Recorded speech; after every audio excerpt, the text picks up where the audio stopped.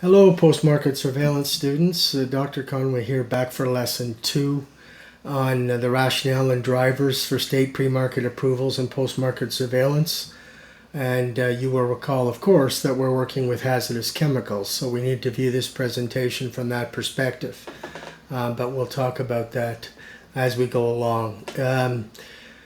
Tuesday at 4 o'clock, we'll be having another Zoom call. We'll be able to discuss your term project type issues, but also any questions related to this particular lesson. Also, we've arranged to have two people from the co-op unit who are responsible for the co-op program, which professors are not responsible, but we do try to encourage as much as we can the pursuit of opportunities for our students, obviously. So they'll be on the call tomorrow, so be sure to come with any questions that you might have for the Tuesday call at 4 o'clock. Today, I want to discuss our lesson 2, and that is going to be dealing with free market motivations, asymmetrical information in the market, and rational choice theory on information. Those are the three key topics. Again, recalling that we're dealing with hazardous chemical compounds or chemical compounds that can be hazardous. And so seen in that light, let's go on and talk about some of these rationales for why state regulation of these compounds is made necessary by the free market itself. Okay. You recall that in last term in RGL3300, we talked about at the conceptual or theoretical level the limitations of the free market in terms of keeping consumers and citizens and the environment healthy when we're dealing with hazardous chemical compounds. We know that markets that we call free would not operate well for long if we didn't have regulation. And when we take this notion that we talked about theoretically in RGL3300 down to the next level of specificity, we need to understand, well, what drives these risks related to hazardous chemical compounds in the free market? What is it about the capitalist free market that poses risks when it comes to hazardous chemical compounds? So we're going to talk about it at the conceptual level here, but in greater detail. Concept 1, product suppliers. What is it about product suppliers and their behavior that entails that regulation will be necessary to protect humans and the environment from hazardous chemical compounds? Well, we know that product suppliers try to provide as many products as efficiently, i.e. cheaply, as possible to grow stakeholder profit in the company. We know that companies, their primary reason for existence is to generate a profit, obviously. And so that means that if there's a complete free rein as to how you generate that profit, will safety considerations be taken into account? How would we know? All right. The next concept is the concept of supplier competition. New suppliers, whenever a market is profitable, we see this in the economy all the time, right? Whenever a market is profitable, competition will try to move in, okay? So they will try to enter profitable markets, increasing pressure, even more pressure, on concept 1 to produce products most efficiently, cheaply as possible. And if more and more suppliers come in to compete, those pressures will increase. And there will be a tendency to discard otherwise non-essential product qualities and associated costs, especially if harms to people in the environment can be externalized. Because there's no law requiring those to be taken into consideration, the emphasis of the supplier will be on other quality characteristics, how it operates, how efficient it is, how long it lasts, and so on. All of those other qualities of a product can exist, whereas the harm is not taken into account. You can have a very well-made product that will last a long time and run very efficiently that can be very harmful. All right.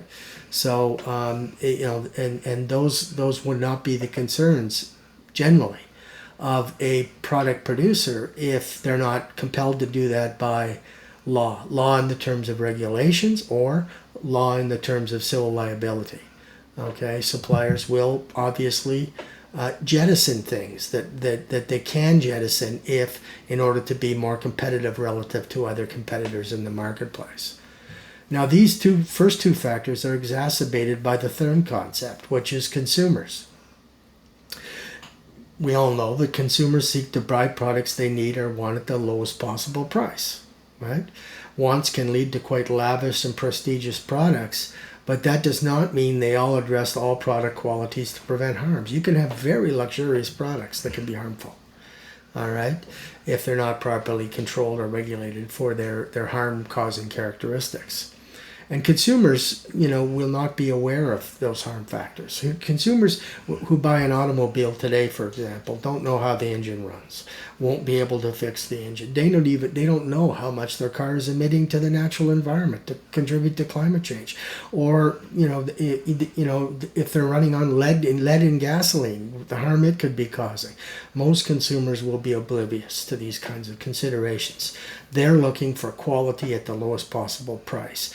Anything that is more esoteric than that or more arm's length or requiring more expertise to understand, like harms that could be causing by emissions or by the use of a product, by putting it on your skin, by whatever the nature of the product is, they will not have the expertise nor the time and resources to be able to devote to discover those harms prior to using the product. And so consumers will feed into the problems of concept 1 and concept 2 if regulations to protect their health and the environment are not put in place. Product quality is challenged by the interacting effects of product suppliers' competition and consumer motivations. Under highly competitive situations, producers of products will try to cut corners. They will try to cut corners. There's no question about that. And some of those corners, when you're dealing with hazardous chemical products, will produce negative side effects. So these motivations will link very much to a problem of protecting the people and environment from harm if they're going unchecked, but because there's no regulations in place. In addition, there's the additional factor of externalities. You can have a product that is built very economically, very reasonable to buy, has high quality, runs exactly according to what you thought it was going to run, and yet it can still have contributed to a lot of harm to people and the environment through externalities. So product quality and harm are not the same thing. They're not mutually exclusive. They're independent variables. Okay, you can have a quality product that can be very harmful. You can have a harmful product that can have very good quality, and you can have a harmful product that has very poor quality. What I'm saying is that harm can fluctuate quite independently from the quality of the product. And so sometimes we need to regulate even very good quality products for other harm characteristics they might have. You might have a baby crib that's been built out of the best wood. I mean, the craftsmanship is absolutely excellent. But because the railings were too far apart, the baby got his head stuck in the railing and was smothered by the baby's crib. So these are the factors that have to come into any kind of a regulatory situation, all right? And we all know about externalities and the fact that you can have very well designed products produced where but in the production of that product it produced untold environmental damage and worker health and safety damage for that matter. So all of these factors need to be taken into account when you're regulating, okay? Now, why is regulation important in that context and the characteristics of the free market? Now, these are characteristics of the free market that will run quite independently from any discrete decision making. A owner of a large company might be a very moral and ethical person, but faced with bankruptcy of their corporation because they're competing with new competitors that came into the market, they will come under tremendous pressure to cut costs and cut safety characteristics of a product, because those safety characteristics are things that the consumers may not be overtly aware of, but they are aware of, well, how do the seats feel and how does it steer and all of these different factors which relate to the quality and performance of a product. So you can have high quality and performance of a product and very harmful characteristics of that product. And so even a very moral and ethical president of a company may succumb to cutting corners.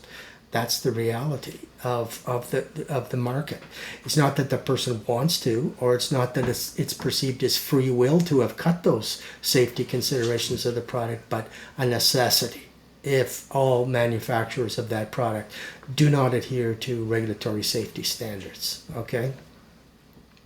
And consumers, and if we look at it from that point of view of that president that doesn't have a control, imagine consumers. Okay, consumers that don't have any decision making within the producer of that product or service, okay? Plus, they don't have the expertise and information to determine even how the darn thing runs. All they know is they get in the car and they turn the key or they press the button and it runs. They don't understand any of the health and safety considerations because they don't have the expertise to know that. Or even if they did have the expertise, they don't have the time and resources to be able to implement all that would be required to understand the safety characteristics of a product, particularly a hazardous chemical product. So regulation acts in areas where consumers would have very high transaction costs to get informed, even if they had the technical expertise, let alone if they don't, okay? Regulations often have information requirements associated with them precisely because of the problem of asymmetrical information in a free market, okay? So that's why we have very strict labeling requirements on medicines, on chemicals, why chemicals have to travel with a safety data sheet. All of these things are designed to try to overcome the asymmetrical information so that in addition to regulation, consumers can inform themselves about the safety of a product and its use, in a free market situation. And thirdly, governments often encourage consumer protection groups to get involved in this assessment. That's why you'll find automobile consumer protection groups and public health consumer protection groups and all that springing up all over the place to provide information to the consumer to overcome problems of asymmetrical information with respect to hazardous chemical products. Because that is another counterbalance to those tendencies of the free market to jettison safety considerations under conditions of competition pressure, okay, in a competitive free market. So regulations put a floor under that. But in addition to that regulatory floor, improving the knowledge capacities of the consumer is an important consideration, okay? And these are all corrections for asymmetrical informations, okay? And so, and as we develop more of our thinking in this regulatory affairs program, we'll see how important asymmetrical information is to the whole question of regulation as we go forward. All right. But significant problems still exist with asymmetrical information. We have lots of problems with that still in the market today.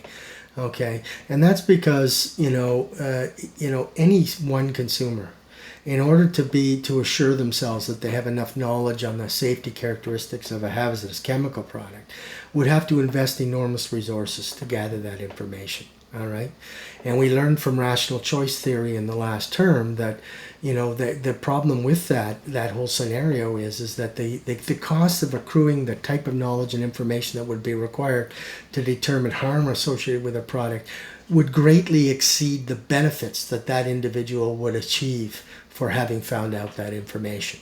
All right, so rationally, it would make no sense to invest that much for any one individual to invest that much time and effort and resources into finding out that information when the benefit to them of having done that is going to be much smaller in terms of scale compared to the cost of having accrued. It would be better for that individual simply to avoid the product.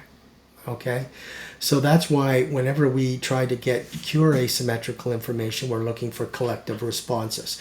We're looking for regulations to be able to help us determine that, or the setup of community groups that get small pieces of funding from thousands of consumers who are interested in the subject matter. So then collectively resources are pooled, and then any benefits that accrue to the consumer exceed the cost because the costs of any one individual were relatively small. But as we learned last time, we also have the problem of the free rider. I can sit back and accrue the benefits of that additional knowledge without giving that group a single cent. All right? And so we have the free rider problem that also creates issues for asymmetrical information. Okay? So while consumers face significant barriers to finding out information, we try to rely on regulation to help us with asymmetrical information and regulating to control harms, fundamental harms.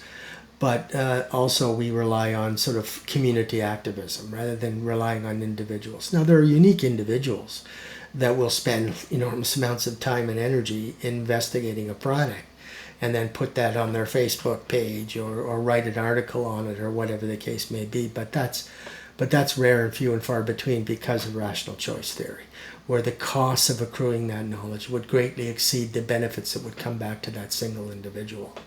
All right. So collective action is often what will help resolve that issue. But as I said, collective action runs into the Freerider problem, and so that's why community groups need to spend so much time and effort into gathering resources and that's why if you work in any NGO in any sector, you'll find that a major portion of their budget goes to raising more money to enhance their budget because of the Freerider problem. Environmental groups, public health groups, they're all run into the same problem of Freerider, because I could sit back, not give them a cent, still accrue the benefits of the work that they're doing. Whereas the groups need to then, sort of call, agitate, get you on their mailing list and so on. So even if you only gave them $20, that doesn't seem like much to you, because you think the benefits that they can provide by sending you their magazine or their articles or their findings of studies or whatever, I figure, hey, $20, it's worth it, right? And it might not seem like a lot of money, but if they get $20 from 1 million people, they've got, or from 500,000 people, they've got a budget to work with. And from the individual's perspective who gave the $20, it was a low enough number that the benefits exceeded the costs. But if I had to accrue all that benefit, all that research myself, it wouldn't cost me $20. It may cost me $20,000. So obviously I'm not going to pursue it, because that $20,000 would greatly exceed the benefits I could expect to achieve from finding out the information. It'd be better for me just to avoid the product. All right. So regulation focuses a lot on asymmetrical information as a way of controlling those market forces that we talked about before. Another area that we attempt to control it is through collective action. So we see, if you look at any database in Canada on non-government organizations, there are thousands of them. And it's all behind this notion that collectively we can do something about this. Individually we can't. All right? But again, those groups then have to combat continually the Freerider problem, which puts them at a distinct disadvantage with companies that don't have that problem, right? They have a motivation of profit that far and away exceeds any costs that they may occur in concealing information. Okay, they conceal information because they're in a competitive environment. They don't want their competitors to know, and so on. So they have a lot of motivation to do what they do. Individuals have motivation, but it's a motivation that can't meet the costs required to achieve that motivation. All right, and that speaks to the Freerider problem, and that's why all NGOs ultimately need to deal with the Freerider problem.